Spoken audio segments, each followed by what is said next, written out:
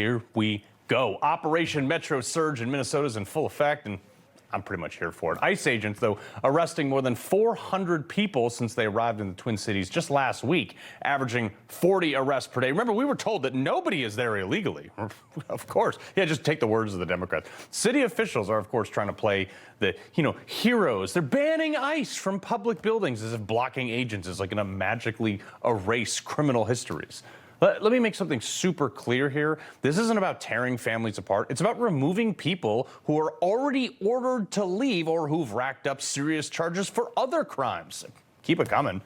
Acting ICE Director Todd Lyons. Todd, good to see you again. This is crazy to me that people are still opposing this. These are not upstanding members of the community.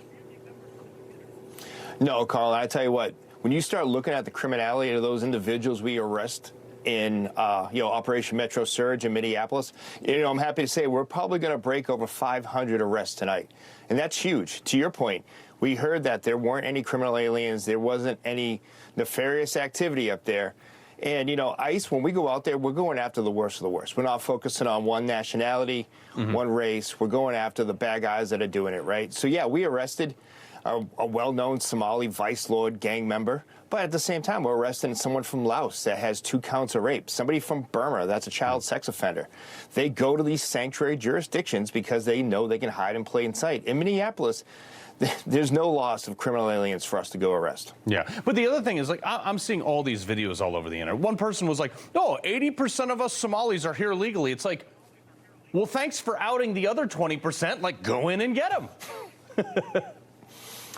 Right, and to your point, there have been people that came here and did it the right way, but there are so many that are fraudulently, applying for green cards, applying for asylum, fraudulently trying to become U.S. citizens. So, ICE, Homeland Security Investigations, the FBI, and U.S. CIS, we're focused on even rooting out that type of fraud that's really hiding that criminal element up there in the snow. Of course. The other thing, too, is there's a Somali immigrant now who's been ordered to pay nearly $48 million in restitution, sentenced up to 10 years in prison for his role in this huge pandemic fraud. Okay? And the Justice Department is like, yeah, dude, these are bad people. These are the people you're getting rid of. Who's in opposition? I mean, these are my tax dollars. Yeah, I always say that too, Carl, is the fact that I love people when they want to argue with me that we're not out there removing the criminal element from our neighborhoods, right?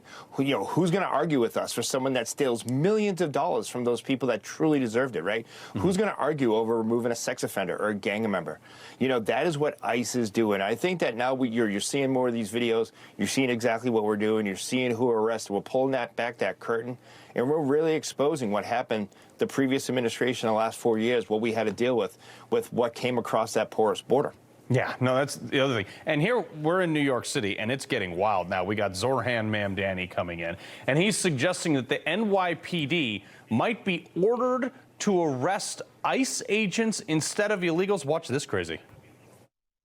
My focus is for the NYPD to not be assisting ICE in their immigration enforcement and to actually be following the policies of sanctuary city law. And I do believe, however, that for the law to have meaning, there has to be accountability for all of us. So in other words, there is a circumstance in which if an ICE agent violates someone's rights here in New York City, they could be arrested by the police department? I think if an ICE agent is breaking the law, then that is a law that they should be held accountable to.